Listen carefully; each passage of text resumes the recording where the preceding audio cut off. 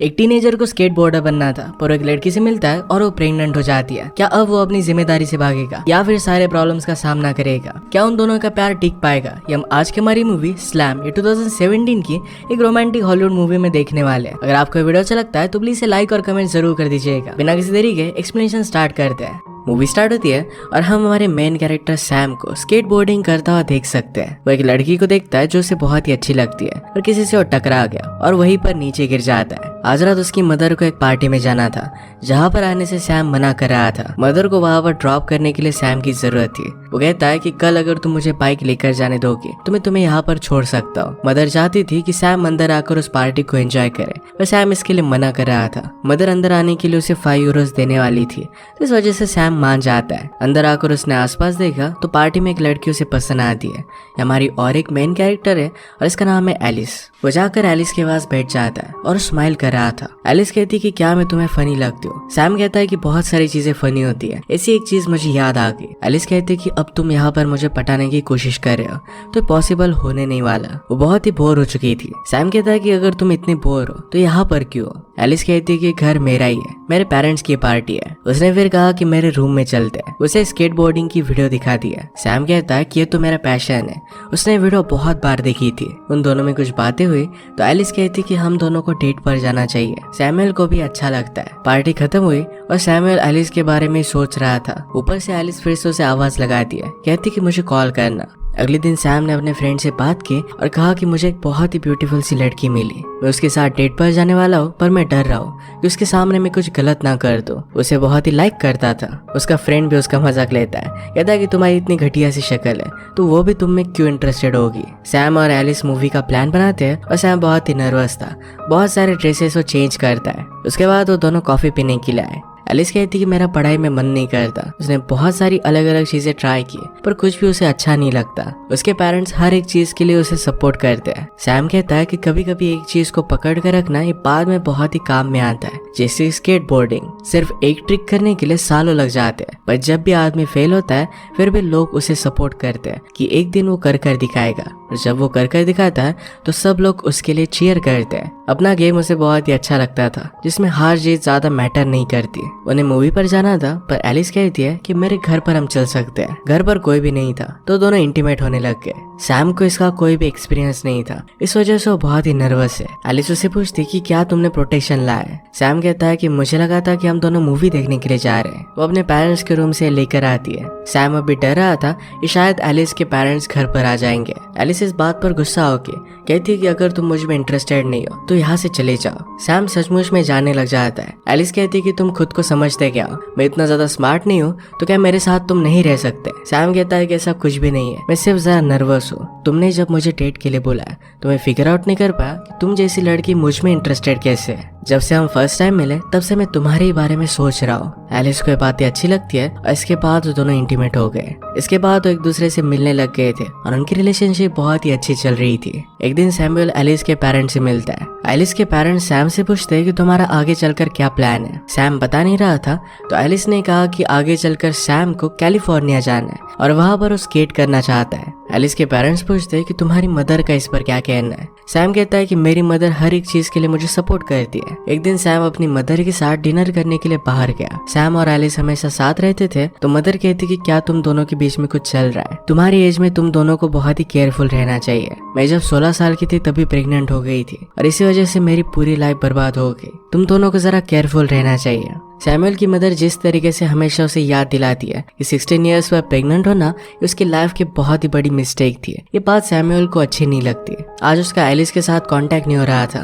तो इस वजह से और भी ज्यादा नर्वस हो जाता है। बाद में एलिस उसे कहती है कि मैं जरा शॉवर में थी और मेरा मोबाइल की बैटरी चली गई थी। इसी जगह पर सैम की मदर एक सिंगल पेरेंट से मिलती है और उन दोनों में बहुत ही अच्छी बातें हुई थी। नेक्स्ट सीन में सैम और एलिस से दोनों इंटीमेट हो रहे थे, पर वो दोनों उतने ज्यादा केयरफुल नहीं थे।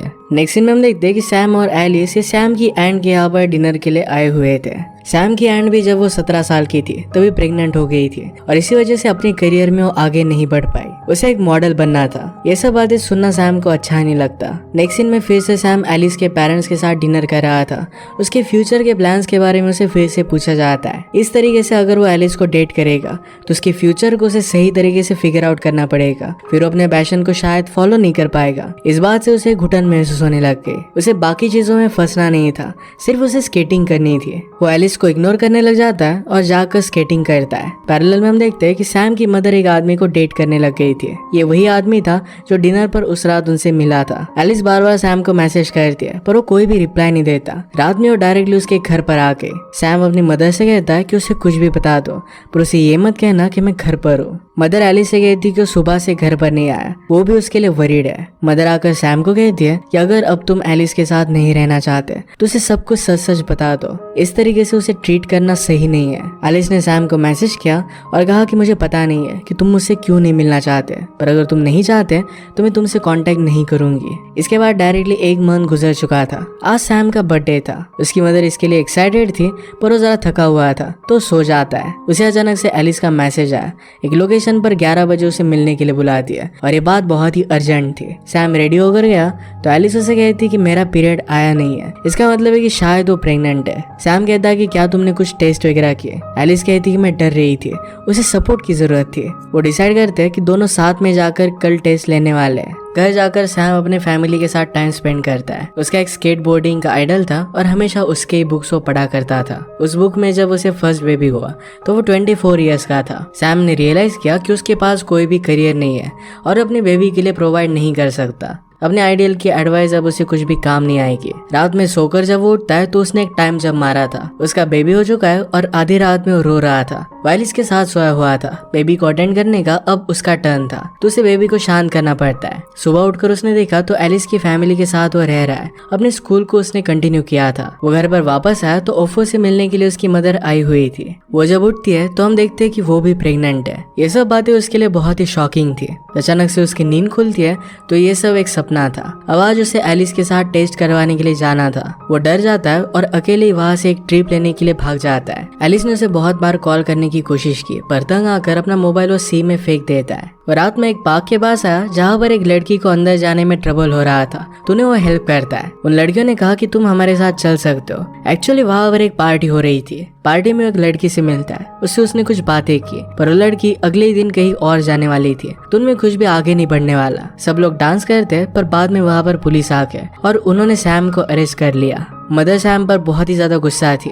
कहती कि मैं तुम्हारे लिए बहुत ही वरीड थी, तुम्हारा फोन भी ऑफ था। उसे पूछती कि तुम इस तरीके से बिहेव क्यों कर रहे हो। सैम उसे एक्चुअल बात नहीं बता सकता था तो कह देता है कि फादर और तुम्हारे डिवोर्स की वजह से मैं जरा अपसेट हूँ। मदर कहती कि डिवोर्स हुए 17 साल हो चुके हैं, तुम अब क्यों अपसेट हो। इसका सोल्यूशन निकालने के लिए सब लोग थेरेपी में गए। वहाँ पर सैम के फादर समझ नहीं पाते कि एक्चुअल में हुआ क्या है। वो सैम से पूछते कि तुम्हारे और तुम्हारी गर्लफ्रेंड के बीच में चीजें कैसे चल रही है, क्या तुम में झगड़ा हुआ था, क्या तुम उसे मार कर भाग गए थे। इस तरीके से बात करना थेरेपिस्ट को अच्छा नहीं लगता और सैम के फादर से वो झगड़ने लग गए। नेक्स्ट सीन में सैम एलिस के घर के बाहर उसे देखने की कोशिश कर रहा था पर एलिस उसके पीछे से आ गए। एलिस कहती कि क्या तुम्हें रिजल्ट जानना है। सैम कहता है कि मुझे ऑलरेडी पता है, अब हमें क्या करना चाहिए। वो इस पर डिस्कस करते हैं और जब एलिस के पेरेंट्स घर पर आए तो उन्हें सब कुछ वो बता देते हैं। एलिस के फादर ने डॉक्टर को कॉल लगाया। उसे कहते हैं कि जितनी जल्दी तुम इस बेबी को गिरा दोगी उतना ही अच्छा होगा। एलिस कहती कि मैं इसे रखना चाहती हूँ। उसकी मदर ने उसे कहा कि हमने तुम्हारे लिए एक पेट लाया था पर वो भी मर गया। तुम छोटे से डॉग को भी घुमाने के लिए नहीं लेकर जा सकती, तुम खुद का खाना नहीं बना सकती, इस बेबी को कैसे संभालोगी। एलिस के फादर सैम से पूछते कि तुम्हारी मदर का इस पर कहना क्या है। सैम कहता है कि मैंने मदर को इसके बारे में अब तक बताया नहीं है। सब लोग मिलकर फिर सैम की मदर के पास गए। वो भी एलिस को समझाने की कोशिश करती है कि इस एज में बेबी होना है बहुत ही डेंजरस है। इस बेबी को प्रोवाइड करने के लिए सैम का भी फ्यूचर बर्बाद हो सकता है। सैम की मदर उसके साथ अकेले में बात करना चाहती थी पर एलिस के फादर कहते कि तुम्हें जो कहना है यही पर कहो। सैम की मदर इस बात से गुस्सा हो गई और सब लोगों को बाहर निकाल देती है। सैम मदर से पूछता है कि क्या तुम्हारी लाइफ मेरी वजह से हमेशा के लिए बर्बाद हो गई। मदर कहती कि अब मेरी लाइफ नॉर्मल हो चुकी है। वो फिर भी चाहती थी कि एलिस को अपने डिसीजन को लेकर जरा सोचना चाहिए। चाहिए। सैम एडवाइस लेने के लिए अपने फादर के पास गया। फादर ने कहा कि ये सब तुम्हारे लिए बहुत ही हार्ड होगा, तुम्हें यहाँ से भाग जाना चाहिए। सैम कहता है कि मैं भी ये बेबी नहीं चाहता, पर मुझे उसका ख्याल रखना ही पड़ेगा। फादर कहते हैं कि मैंने इस सिचुएशन को हैंडल किया था, तो तुम भी कर ही पाओगे। वो चाहती थी कि सैम को बॉय ही हो। वो डॉक्टर के पास गए और उन्हें पता चलता है कि बेबी बॉय है। सैम और एलिस ये दोनों बहुत खुश थे। वो दोनों मिलकर पेरेंटिंग की क्लासेस पर भी जाते हैं। वहाँ पर उन्हें बहुत ही ज्यादा बोर हो रहा था, तो वहाँ से भाग गए। रात में वो एलिस के घर पर डिनर कर रहे थे। एलिस के फादर ने पूछा कि जब बेबी हो जाएगा तो सैम कहाँ पर रहने वाला है। एलिस कहती कि हम सब लोग साथ में ही रहेंगे। इस बात को लेकर अपने पेरेंट्स के साथ उसका झगड़ा होने लग गया। सैम की मदर उसके साथ अकेले में बात करती है और कहती कि तुम्हें घर पर ही रहना चाहिए, जब तुम्हारा मन हो तब तुम एलिस के पास आ सकते हो। सैम कहता है कि जो एलिस को ठीक लगे वही होना चाहिए, क्योंकि उस पर मैं पूरी बेबी की जिम्मेदारी नहीं डाल सकता। उसकी मदर ये बात समझ सकती थी। एक रात जब वो फिर से सोने के लिए गया तो फिर से टाइम जब मारता है। इस बार जब वो सुबह उठा तो अपने घर पर था। उसने एक बेबी गर्ल को देखा, पर ये उसकी सिस्टर थी। आजकल वो यूनिवर्सिटी में पढ़ रहा था। उसे एलिस का कॉल आता है और वो कहती कि ओफो को आज वैक्सीनेशन के लिए लेकर जाना है। एलिस के पास वापस आने के बाद उसे किस करने की कोशिश करता है, पर उसे किस नहीं करने देती,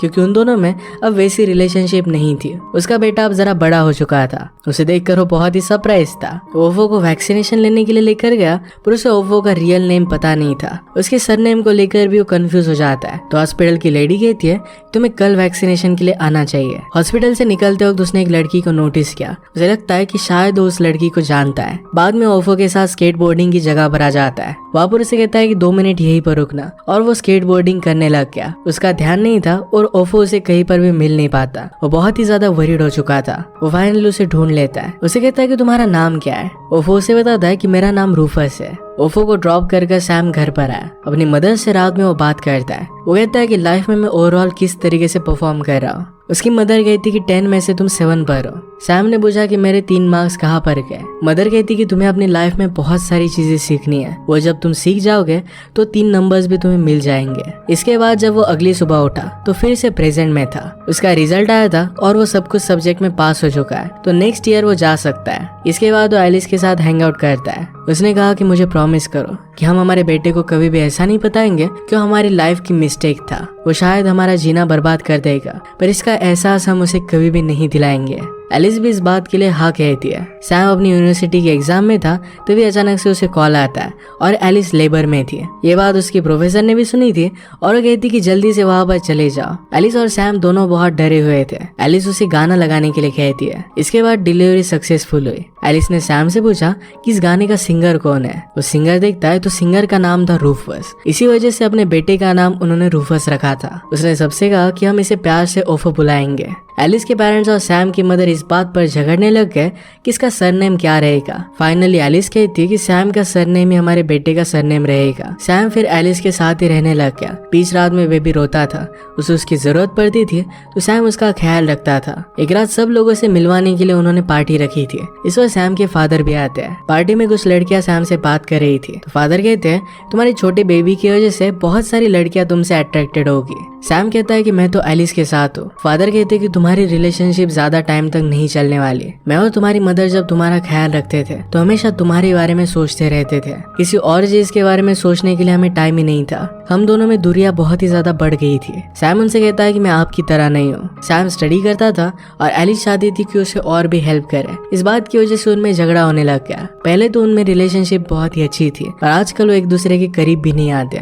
एक रात वो एलिस के करीब आने लग गया, पर एलिस का स्वेटर धुला हुआ नहीं था तो उसे कहता है कि इससे बास आ रही है। इस बात से उसे बहुत बुरा लगता है। एक दिन सैम की जरा तबीयत खराब हो रही थी तो एलिस कहती है इससे बेबी को इन्फेक्शन हो सकता है, तो इस वजह से थोड़े दिन के लिए अपने घर जाकर रह सकता है। सैम को इस तरीके से वापस आया देख उसकी मदर जरा वरीड हो गई थी। वो कहती कि क्या तुम हमेशा के लिए वापस आ गए हो? तुमने पार्टी में अपने फादर से बात की थी, क्या इसी वजह से तुमने ये सब किया है? सैम कहता है कि तुम भी तो यही चाहती थी। मदर ने कहा कि मैं एज अ मदर तुम्हें बोल रही थी, पर तुम्हारे फादर एक आदमी होने के नाते ये सब बोल रहे थे। एलिस बहुत ही अकेली पड़ चुकी थी, इस वजह से उसे बहुत रोना आता है। इसके बाद हम देखते हैं कि डायरेक्टली 2 साल बीत चुके थे। ये वही दिन था जिसे सैम ने अपने ड्रीम्स में देखा था। वो वैक्सीनेशन कराने के लिए रूफस को लेकर आता है। हॉस्पिटल के बाहर वो एक लड़की से मिला। ये वही लड़की थी जो मूवी के फर्स्ट में हमें दिखाई गई थी, जिसे देखते देखते वो अपने स्केटबोर्ड से नीचे गिर गया था। वो दोनों एक दूसरे को पहचान लेते हैं। रूफस वहां से भागने लग गया तो सैम भी उसके पीछे पीछे गया। घर आने के बाद एलिस को ढूंढते हुए उसके पास वो बाथरूम में आ गया।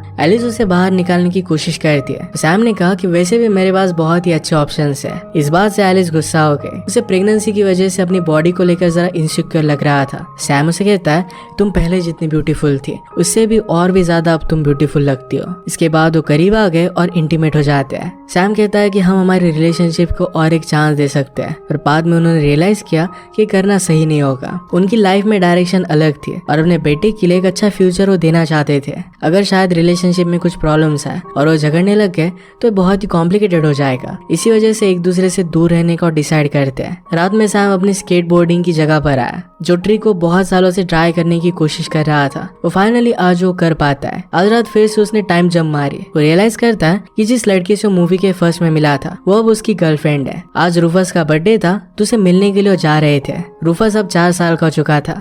उसे देखकर उसे बहुत ही अच्छा लगता है। उसे मिलने के लिए एलिस उसके पास आए, पर अब एलिस का बॉयफ्रेंड है। इस बात की वजह से ये बात उसे जरा अपसेटिंग लगती है। थोड़ी देर में एलिस से बात करने के लिए उसके पास गया।